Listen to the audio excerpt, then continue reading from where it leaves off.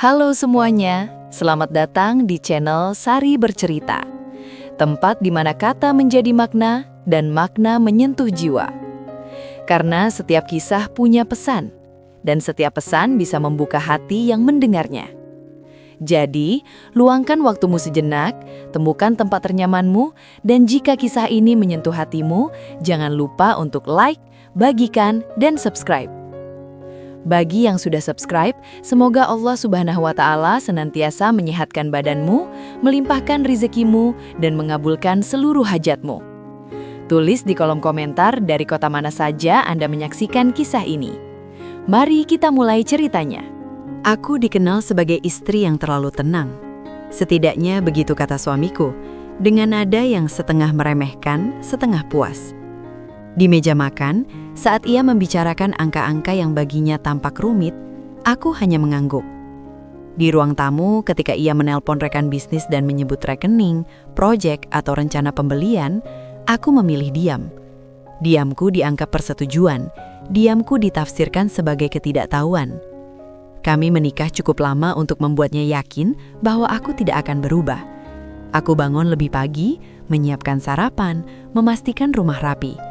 Ia berangkat kerja dengan langkah percaya diri, kepala keluarga, pengambil keputusan, pemilik kendali.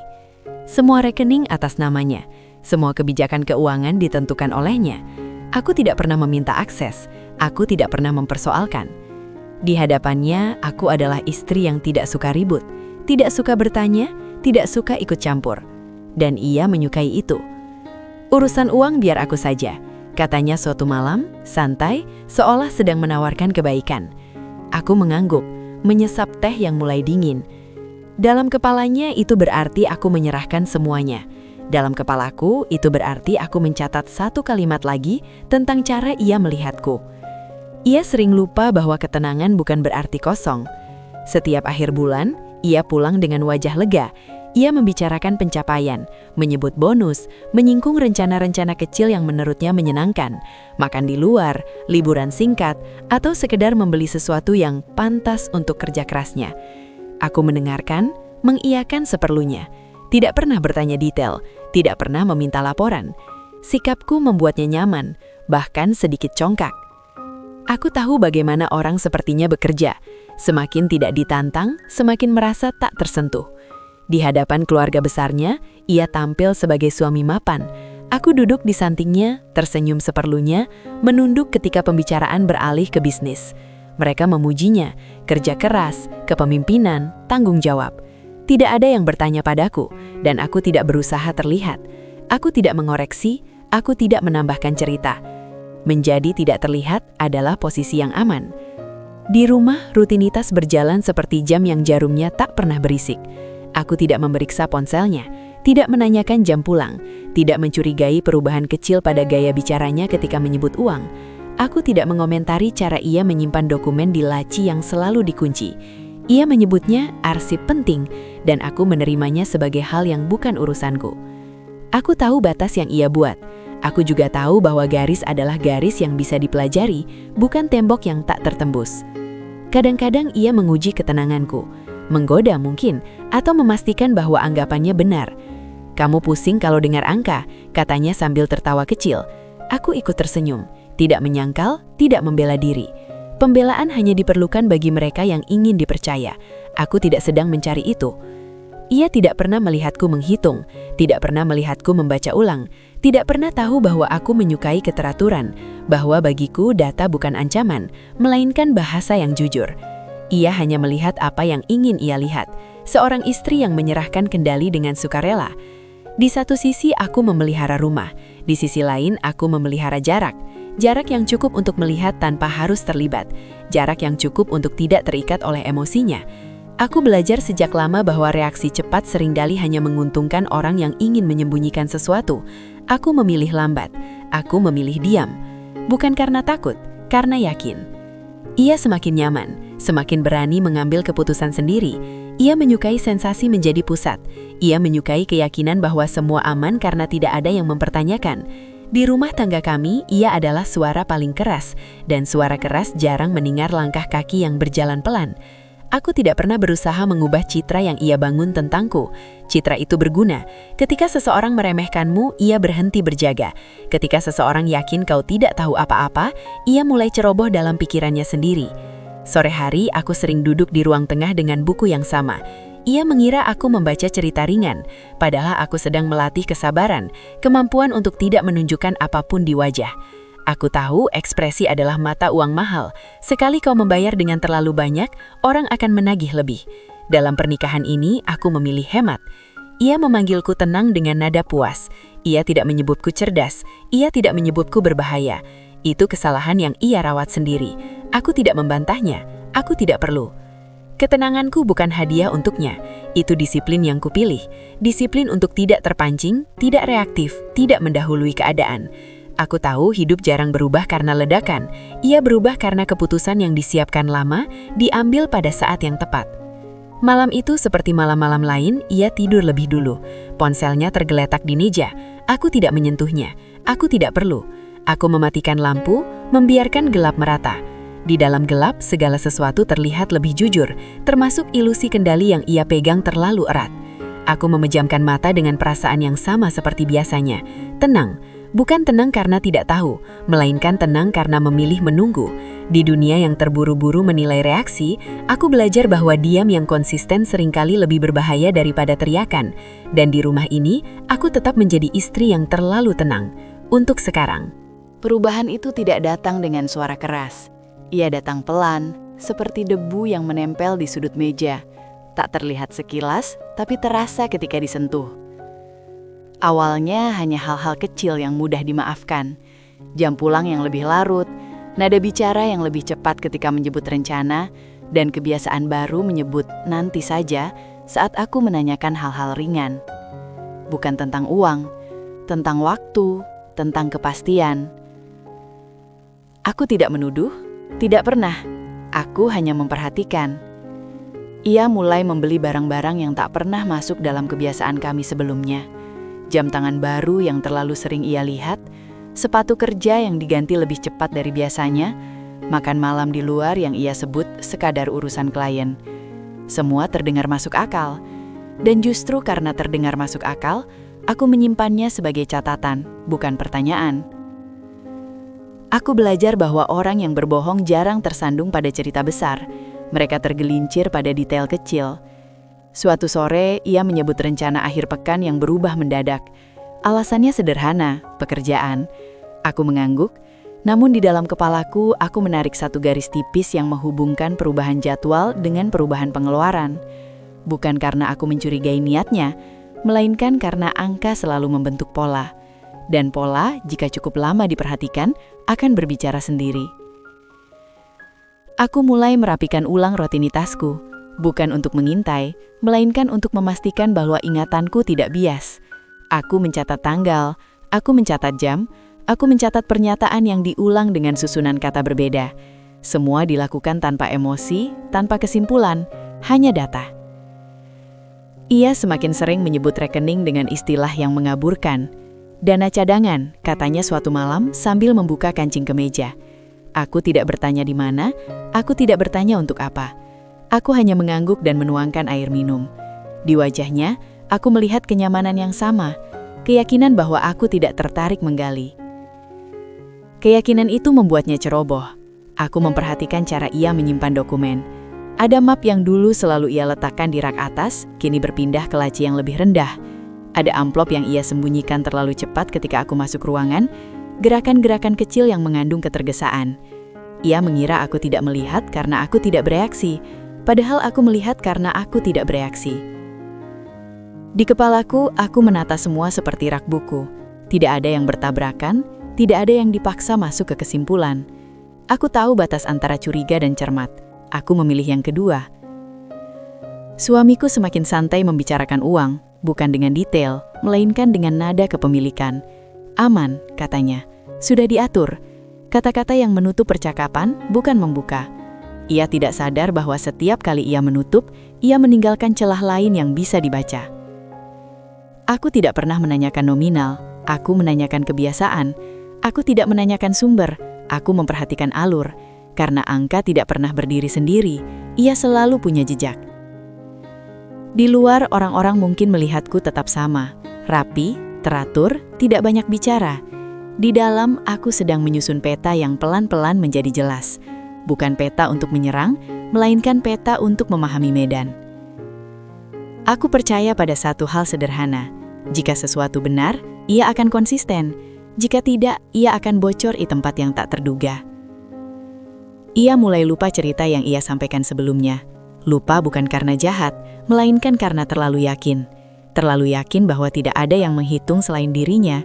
Ketika seseorang merasa aman, ia berhenti mengamankan dirinya sendiri. Aku tidak mengoreksi saat ia salah menyebut tanggal.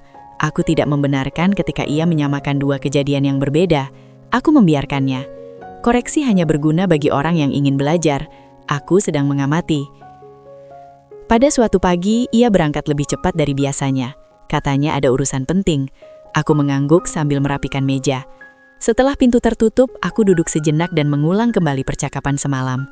Kata-kata yang sama, alasan yang serupa, intonasi yang sedikit berubah. Disitulah kebohongan sering bersembunyi, bukan pada isi, melainkan pada irama.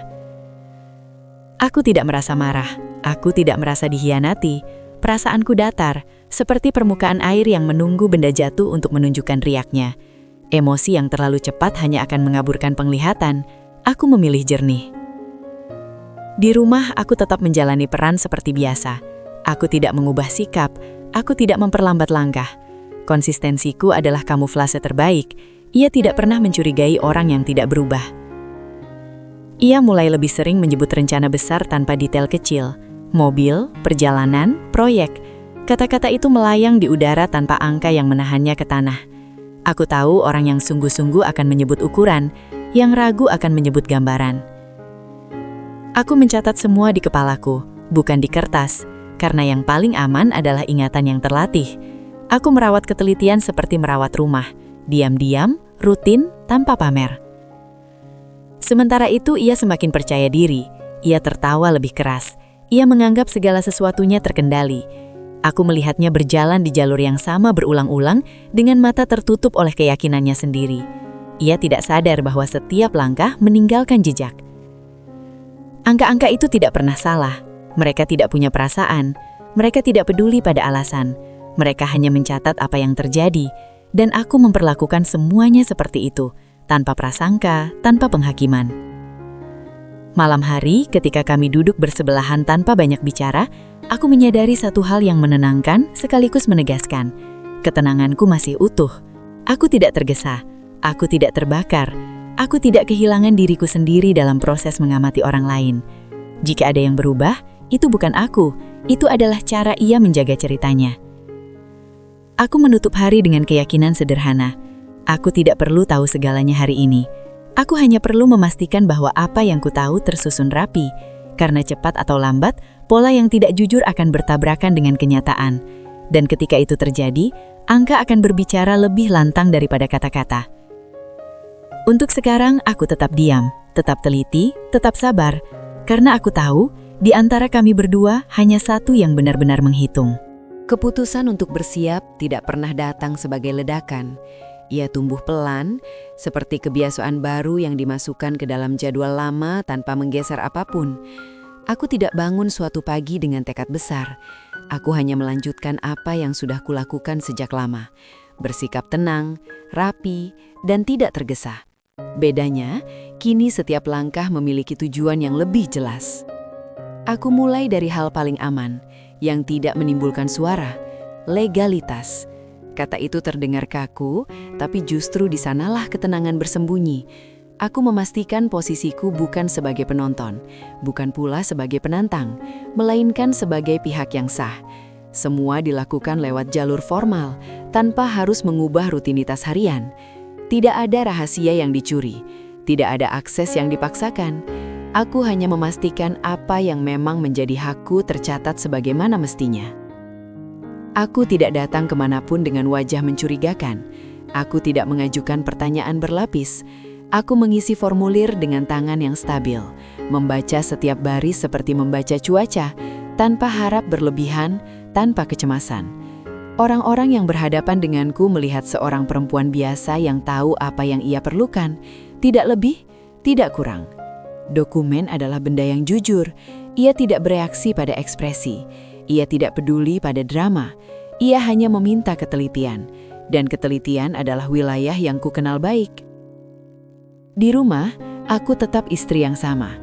Aku menyiapkan makan malam, menanyakan kabarnya sekilas, mendengarkan ceritanya dengan perhatian yang cukup. Tidak berlebihan, tidak acuh. Aku tidak menyinggung apapun yang sedang kupersiapkan. Bukan karena takut, melainkan karena belum waktunya menjadi pembicaraan. Aku belajar bahwa hal-hal penting jarang perlu diumumkan. Ia semakin percaya diri. Aku bisa melihatnya dari caranya berbicara. Lebih ringkas, lebih tertutup, seolah semua sudah berada di genggamannya. Ia tidak menyadari bahwa kepercayaan diri seringkali tumbuh di atas asumsi, dan asumsi, jika tidak diuji, akan mengeras menjadi kesalahan. Aku mempelajari jalur formal seperti mempelajari denah rumah sendiri, di mana harus masuk, di mana harus menunggu, dan di mana harus berhenti. Tidak ada langkah yang sia-sia, tidak ada percakapan yang dibiarkan kabur. Jika ada istilah yang tidak jelas, aku mencatatnya. Jika ada waktu tunggu, aku mematuhinya. Kesabaran bukan hambatan, ia justru pelumas terbaik. Setiap kali aku kembali ke rumah, aku kembali menjadi diriku yang lama. Aku tidak membawa wajah baru, tidak membawa nada baru. Aku tidak menuntut penjelasan. Aku tidak menunjukkan kecemasan. Ia melihatku sama seperti kemarin, dan kemarin, dan kemarin lagi. Kesamaan itulah yang menina bobokkan. Kadang aku memperhatikan bagaimana ia menyebut masa depan dengan ringan, seolah semua sudah aman, seolah tidak ada variabel lain selain dirinya. Aku mengangguk, tersenyum tipis, dan menyimpan kalimat-kalimat itu di tempat yang sama dengan catatan lainnya, bukan untuk diperdebatkan, melainkan untuk ditimbang. Aku tidak pernah membahas dokumen, aku tidak pernah menyinggung akses, aku tidak pernah memberi tanda bahwa aku sedang menyiapkan apapun. Rahasia terbaik adalah yang tidak memengaruhi perilaku, dan aku memastikan rahasiaku tidak meninggalkan jejak di caraku berbicara, berjalan, atau memandang. Ia semakin jarang berhati-hati. Ia menyebut angka dengan santai, menyebut rencana tanpa takut salah dengar. Ia lupa bahwa rasa aman adalah musuh ketelitian. Aku tidak mengingatkannya. Aku tidak perlu. Di dalam diriku, ada ketenangan yang berbeda. Bukan tenang karena menunggu keajaiban, melainkan tenang karena tahu pijakan. Aku tidak merasa sedang menyusun jebakan. Aku sedang memastikan bahwa jika suatu hari aku perlu berdiri sendiri, lantainya tidak rapuh. Aku menyimpan salinan dengan rapi. Aku menata urutan dengan sabar. Tidak ada yang diselipkan di tempat tergesa. Semuanya punya posisi. Kerapian bukan soal estetika, melainkan cara berpikir. Ketika pikiran rapi, keputusan tidak akan liar. Suamiku sering bertanya hal-hal ringan, tentang belanja, tentang rencana kecil rumah tangga. Aku menjawab seperlunya. Ia tidak pernah bertanya tentang hal-hal yang benar-benar penting, dan aku tidak menawarkannya. Dalam banyak hal, orang hanya melihat apa yang ingin mereka lihat. Malam hari, saat rumah tenang, aku meninjau ulang apa yang sudah kupastikan, bukan dengan cemas, melainkan dengan kebiasaan, seperti memastikan pintu terkunci sebelum tidur. Tidak ada perasaan mendesak, tidak ada hitungan mundur, hanya kesiapan yang tumbuh alami. Aku tahu, jika aku tergesa, aku akan merusak citra yang selama ini melindungiku, citra istri yang tidak ikut campur. Citra itu bukan topeng, ia adalah pilihan yang terus kupelihara. Aku tidak meremehkan perannya, justru karena itu aku menjaganya dengan disiplin. Ia semakin yakin bahwa tidak ada yang berubah, bahwa semua berjalan seperti biasa. Ia salah, bukan karena ada ledakan yang menunggu, melainkan karena fondasi pelan-pelan diperkuat tanpa sepengetahuannya. Ia mengira kebohongannya rapi, ia tidak tahu bahwa kerapian sejati selalu sunyi. Aku tidak menantikan momen apapun. Aku tidak membayangkan adegan besar. Aku hanya memastikan satu hal. Apapun yang terjadi nanti, aku tidak akan kebingungan. Aku tidak akan bereaksi tanpa pegangan. Aku tidak akan berdiri di ruang kosong. Rahasia yang kupelihara bukan tentang niat buruk, ia tentang kesiapan, tentang menjaga diriku sendiri dengan cara yang tidak mencolok, tentang memilih jalur yang sah, tenang, dan tidak memancing perlawanan. Di hadapannya, aku tetap istri yang sama, tenang, hadir, dan seolah tidak tahu apa-apa. Dan mungkin itulah bagian yang paling jujur, aku memang tidak tahu segalanya. Aku hanya tahu cukup untuk tidak tersesat, cukup untuk tidak panik, cukup untuk tetap memegang kendali atas diriku sendiri. Sementara ia melangkah dengan keyakinan penuh, aku berdiri di tempatku, memelihara rahasia dengan disiplin, bukan untuk menyakiti, melainkan untuk memastikan bahwa ketika waktunya tiba, aku tidak perlu berteriak untuk didengar. Pagi itu udara terasa biasa saja. Tidak ada firasat, tidak ada pertanda. Rumah berjalan dengan ritmenya sendiri. Air mendidih, piring beradu pelan, suara langkah kaki yang sudah kukenal. Suamiku duduk dengan sikap ringan, menyandarkan punggungnya, ponsel di tangan. Ada rasa puas yang tak ia sembunyikan. DP mobilnya hari ini, katanya sambil tersenyum, seolah itu kabar yang pantas dirayakan. Ia menyebut merek dan tipe dengan bangga, menyelipkan detail kecil yang ingin didengar. Aku mengangguk, tidak bertanya, tidak menanggapi berlebihan. Aku sudah belajar bahwa hari ini bukan tentang percakapan. Ia memilih waktu siang, jam yang menurutnya paling aman. Duduk di sofa, kaki disilangkan, bahu santai. Ia membuka aplikasi perbankan seperti orang yang membuka pintu rumah sendiri. Yakin kunci akan berputar. Jarinya bergerak cepat, memasukkan nominal, menekan tombol konfirmasi. Beberapa detik berlalu. Ia menatap layar, lalu mengerutkan dahi. Lama, gumamnya. Ia menekan ulang, lebih keras, seolah tekanan bisa mempercepat proses. Layar tetap sama. Tidak ada notifikasi sukses. Tidak ada bunyi yang ia tunggu. Aku berdiri di dekat meja, merapikan benda-benda kecil. Gerakanku teratur, tidak tergesa. Aku bisa merasakan perubahan irama di ruangan itu, denyutnya tidak lagi seimbang. Ia menutup aplikasi, membukanya lagi. Mengetik ulang. Menekan konfirmasi. Wajahnya masih mencoba santai, namun sudut matanya mulai tegang. Sinyalnya, katanya, setengah bercanda. Ia tertawa kecil, tawa yang ingin meyakinkan diri sendiri. Gagal lagi. Ia duduk lebih tegak. Punggungnya yang tadi bersandar kini lurus. Jarinya berhenti sejenak, lalu bergerak lagi. Kali ini ia memilih rekening lain. Aku mengenali jeda itu. Jeda ketika keyakinan mulai diuji, tapi belum diakui. Pesan yang sama muncul. Dingin. Sing. Tidak memberi ruang tawar. Ia bangkit, berjalan beberapa langkah, kembali duduk. Napasnya lebih pendek. Aneh, katanya, lebih keras dari sebelumnya. Ia mengusap wajah, menatap ponsel seolah benda itu berkhianat. Ia mencoba lagi, dan lagi. Setiap kali gagal, ia menambah satu lapis kegelisahan. Aku tetap di tempatku. Aku menuangkan air, menaruh gelas di meja dengan posisi rapi. Ketenanganku bukan pura-pura. Ia adalah kebiasaan yang kupelihara. Di tengah kekacauan, kebiasaan adalah jangkar. Ia membuka pesan masuk. Membaca. Mengulang. Wajahnya berubah. Bukan marah, melainkan terkejut. Dibekukan. Katanya, lirih. Kata itu meluncur tanpa emosi, lalu menghantam kenyataan. Ia tertawa pendek, kering. Pasti error, ucapnya cepat, seperti orang yang ingin menutup lubang dengan kata-kata. Ia mencoba rekening lain. Kali ini lebih lambat, lebih hati-hati. Jarinya gemetar tipis. Dibekukan. Ia menyebut nama rekening berikutnya, lalu berikutnya lagi. Satu persatu, harapannya runtuh tanpa suara. Setiap notifikasi seperti pintu yang tertutup tepat sebelum ia melangkah. Ia berhenti mondar-mandir dan berdiri diam. Ponsel digenggam erat. Kok bisa semua? Tanyanya. Lebih kepada udara daripada kepadaku. Ia menoleh, mencari sesuatu di wajahku. Kejutan, kepanikan, atau setidaknya pertanyaan. Yang ia temukan hanyalah diriku yang sama seperti pagi tadi. Aku tidak tahu, kataku pelan. Kalimat itu jujur pada dirinya. Aku tidak tahu alasan yang ingin ia dengar. Aku hanya tahu kenyataan yang sedang berlangsung. Ia menelepon layanan pelanggan. Nada sambung terdengar lama. Ia menjelaskan dengan suara yang mencoba stabil, menyebut nama, menyebut nominal, menyebut urgensi. Ketika panggilan berakhir, bahunya turun, seperti kehilangan penyangga.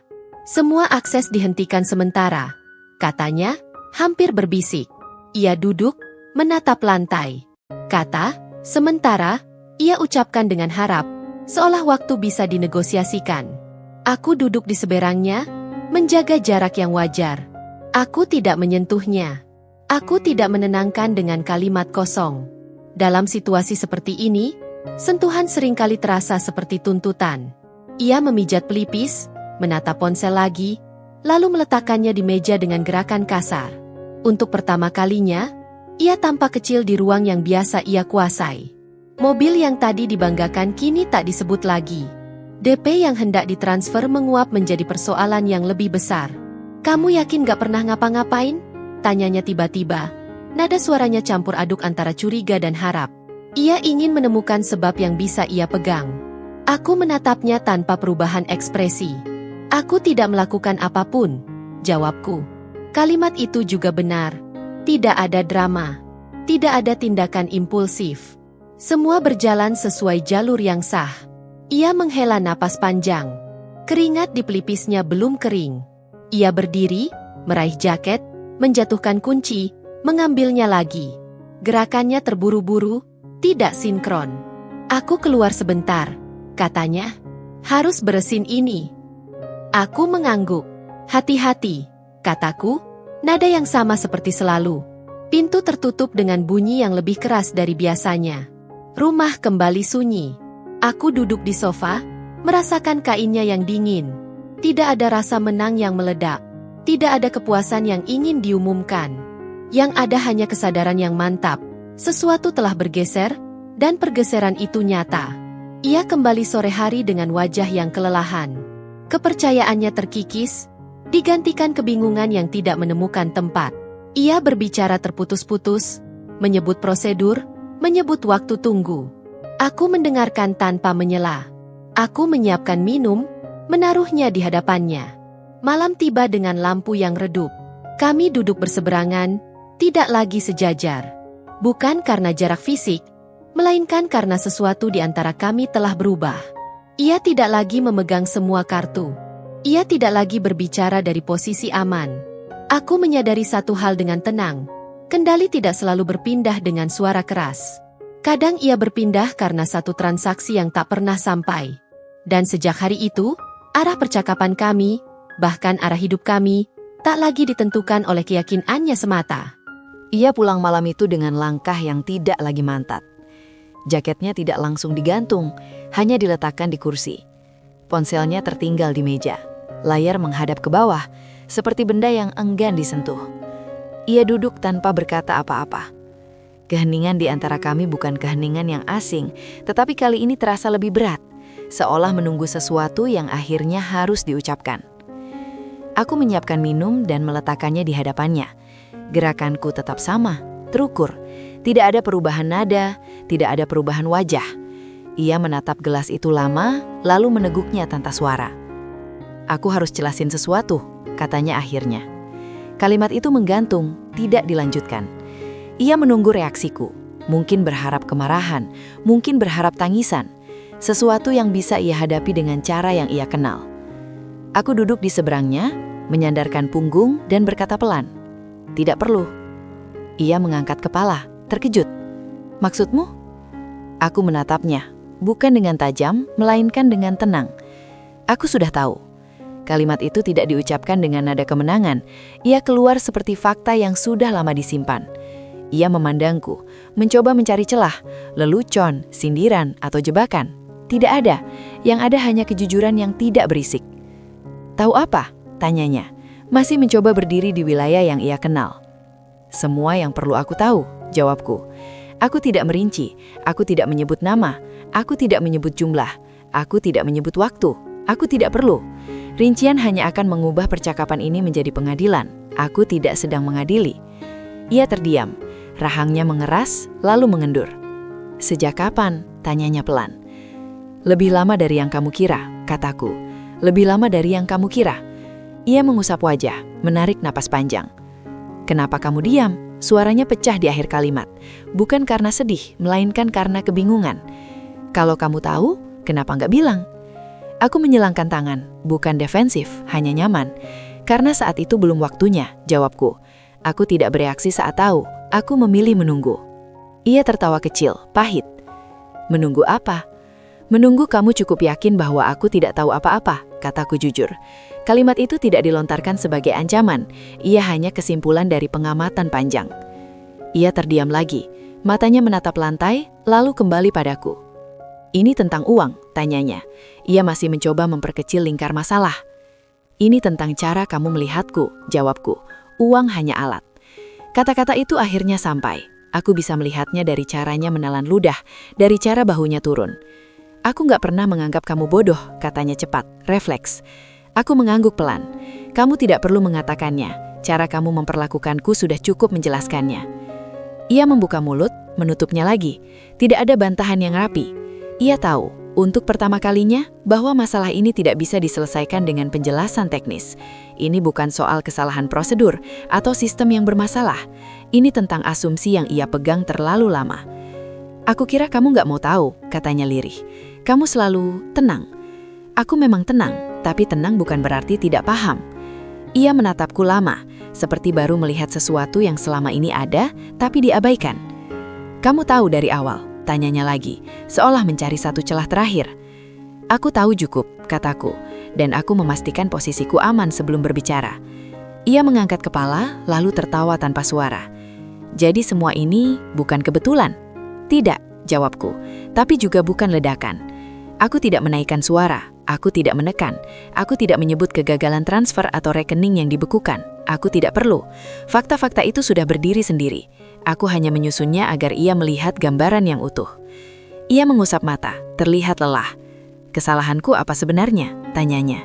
Pertanyaan itu akhirnya jujur. Kamu mengira aku tidak tahu apa-apa, kataku. Kamu mengira diamku adalah kekosongan. Ia menunduk. Untuk pertama kalinya sejak aku mengenalnya, ia tidak mencoba memegang kendali percakapan. Aku pikir selama ini aku yang mengatur, katanya. Kamu mengatur uang, bukan aku, jawabku pelan. Dan aku membiarkan kamu percaya itu.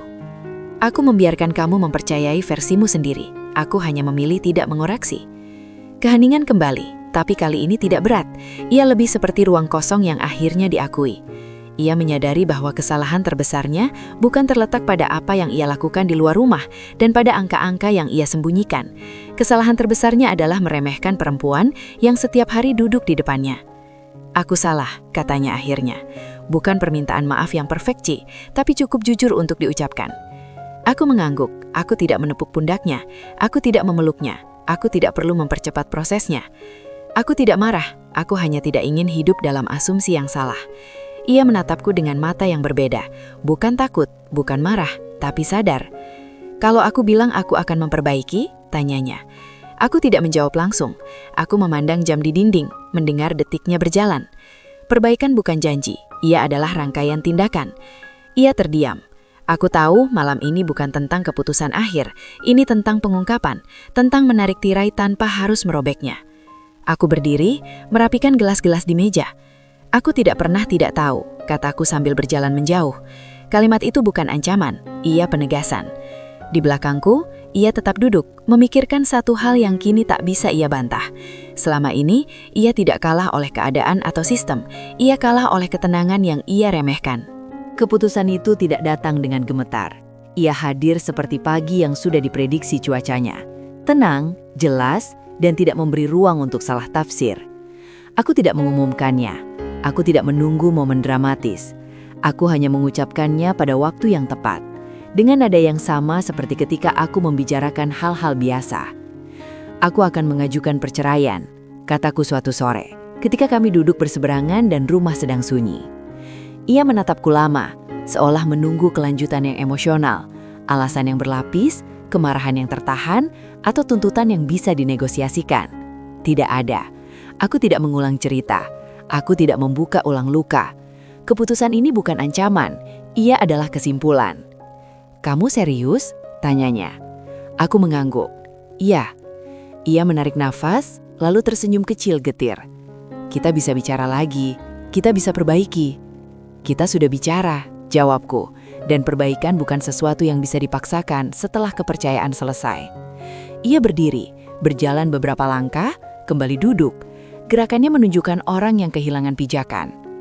Ini karena uang? Tanyanya, masih mencoba menurunkan keputusan itu ke wilayah teknis. Ini karena pilihan, jawabku, dan karena cara kamu melihatku. Aku tidak meninggikan suara, aku tidak menuntut penjelasan lanjutan, aku tidak memberi daftar kesalahan. Daftar hanya akan mengundang debat. Aku tidak sedang berdebat. Langkah-langkah berikutnya kulalui dengan rapi. Dokumen disiapkan sesuai jalur, tidak ada pengacara yang bicara berlebihan, tidak ada sidang yang dijadikan panggung. Semua tertulis, terjadwal, dan berjalan sesuai aturan. Aku hadir ketika perlu, dan tidak ketika tidak diperlukan. Aku menandatangani berkas dengan tangan yang stabil. Ia mencoba berbicara beberapa kali, mencari celah untuk melunakkan keputusan. Aku mendengarkan seperti biasa, tidak memotong, tidak menolak dengan emosi. Aku hanya mengulang satu hal dengan konsisten. Keputusan ini sudah final. Di ruang tunggu, orang-orang melihat kami tanpa tahu apa-apa. Tidak ada air mata, tidak ada suara tinggi, tidak ada pemandangan yang bisa dibicarakan. Itulah yang membuatnya paling terasa. Perpisahan ini tidak memberi ruang untuk dramatisasi. Ia mulai menyadari bahwa yang ia kehilangan bukan hanya pernikahan.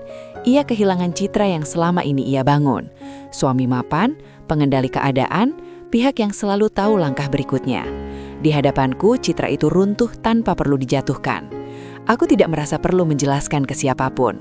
Aku tidak menghubungi keluarga dengan cerita panjang. Aku tidak mengunggah apapun. Aku tidak meminta dimengerti.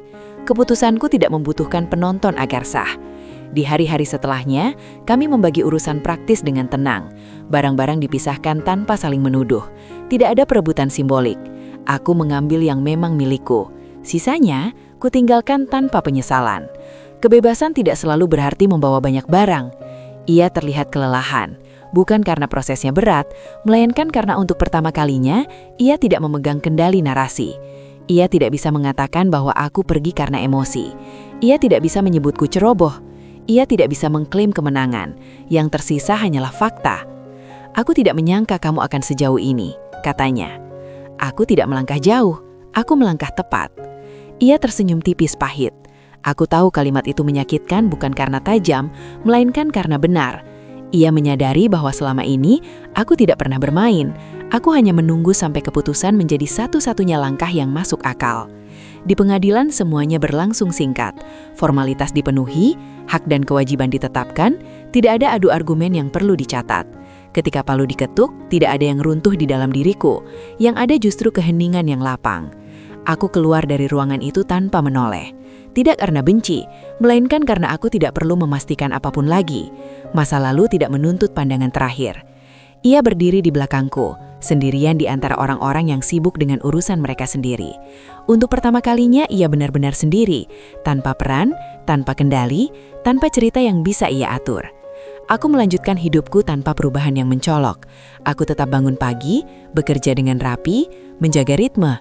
Tidak ada perayaan, tidak ada pengumuman. Aku tidak mencari simpati karena aku tidak merasa kehilangan diriku sendiri. Martabat tidak selalu ditunjukkan dengan keberanian berteriak. Kadang ia hadir dalam kemampuan untuk pergi tanpa merendahkan siapapun, termasuk diri sendiri. Aku tidak membalas, aku tidak menuntut, aku tidak memalukan siapapun. Aku hanya memilih selesai. Di malam yang tenang, aku menyadari satu hal yang meneguhkan. Aku tidak pergi karena kalah. Aku pergi karena aku tidak ingin hidup dalam ruang yang mengecilkan kemampuanku. Perceraian ini bukan kegagalan, ia adalah penutupan yang layak. Dan begitulah aku mengakhiri pernikahan ini, tanpa air mata, tanpa suara keras, dan tanpa penyesalan yang perlu diumumkan. Dengan kepala tegak, langkah rapi, dan martabat yang tetap utuh. Hari-hari setelah semuanya selesai, tidak datang dengan gemuruh. Tidak ada perubahan besar yang mencolok. Pagi tetap datang tepat waktu, cahaya masuk melalui jendela dengan cara yang sama, dan kopi tetap mengeluarkan aroma yang menenangkan. Perbedaannya hanya satu, aku bernapas tanpa beban yang tak lagi perlu kupahami atau kupikul. Aku menjalani hidup dengan ritme yang kupilih sendiri, tidak ada lagi kebutuhan untuk menyesuaikan langkah dengan asumsi orang lain. Tidak ada lagi kewajiban untuk menjelaskan ketenanganku. Aku bangun, bekerja, dan pulang dengan perasaan utuh. Tidak hampa, tidak juga berlebihan. Utuh. Tentang mantan suamiku, aku tidak mencarinya dalam berita atau cerita orang. Aku tidak menunggu kabar buruk sebagai pembenaran. Aku tidak merayakan apapun yang runtuh di hidupnya. Kehancurannya, jika ada, bukan milikku untuk dirayakan. Tujuanku sejak awal bukan balas dendam. Aku hanya ingin kembali memegang hidupku sendiri. Sesekali, simbol itu muncul di pikiranku. Mobil yang tak pernah jadi dibeli. Bukan karena aku ingin mengingat kegagalannya, melainkan karena simbol itu jujur. Sesuatu yang diinginkan dengan kebohongan memang tidak pernah benar-benar sampai. Ia berhenti di tengah jalan, tertahan oleh kebenaran yang tidak bisa disuap. Mobil itu tidak pernah menjadi benda, ia menjadi pelajaran. Aku belajar bahwa kebebasan bukan teriakan kemenangan. Ia hadir sebagai ketenangan yang tidak perlu diumumkan, sebagai ruang kosong yang tidak lagi diisi kecemasan, sebagai kemampuan untuk berkata cukup tanpa merasa bersalah. Aku menata ulang hal-hal kecil dengan hati-hati, meja kerja, jadwal, dan rencana jangka pendek. Tidak ada yang dramatis, semua rapi. Ketika sesuatu tidak lagi bekerja, aku menggantinya tanpa emosi. Ketika sesuatu baik, aku menjaganya tanpa takut kehilangannya. Hidupku tidak lagi bergantung pada orang yang mengira diamku adalah kelemahan. Aku bertemu orang-orang dengan cara yang sama, jujur, seperlunya, dan tidak berlebihan. Aku tidak membawa cerita lamaku sebagai peringatan atau ancaman. Aku tidak perlu membuktikan apapun. Jika ada yang bertanya, aku menjawab singkat. Jika tidak, aku menyimpan kisahku sebagai milikku sendiri. Kedewasaan bukan tentang membuka semuanya, melainkan memilih apa yang pantas dibagi. Ada hari-hari ketika kesunyian terasa lebih panjang. Di hari-hari itu, aku tidak menolaknya. Aku duduk bersamanya, memahami bahwa sunyi bukan lawan. Sunyi adalah ruang untuk mendengar diriku sendiri. Dan di ruang itu, aku tahu bahwa keputusan yang kuambil tidak menggerogoti siapapun, termasuk diriku. Aku tidak berubah menjadi orang yang keras. Aku tetap tenang, tetap rapi, tetap sabar. Bedanya kesabaran itu tidak lagi dipakai untuk menunggu orang lain berubah. Ia kupakai untuk menjaga batas yang sehat. Aku belajar bahwa batas bukan hukuman, ia adalah bentuk penghormatan pada diri sendiri. Tentang masa depan, aku tidak menulis janji-janji besar. Aku menyusunnya seperti menyusun langkah, satu persatu dengan pijakan yang jelas. Aku tidak terburu-buru membuktikan bahwa aku baik-baik saja. Aku memang baik-baik saja, bahkan ketika tidak ada yang melihat. Jika ada pelajaran yang kuterima dengan utuh, itu sederhana. Diam bukan berarti tidak tahu, dan kesabaran bukan tanda kelemahan, melainkan strategi. Strategi untuk tidak terbakar oleh emosi, strategi untuk memilih waktu, strategi untuk keluar tanpa merusak martabat, strategi untuk menang tanpa harus menjatuhkan. Aku menutup bab hidup itu tanpa menoleh ke belakang, bukan karena aku menyangkalnya, melainkan karena aku sudah memahaminya.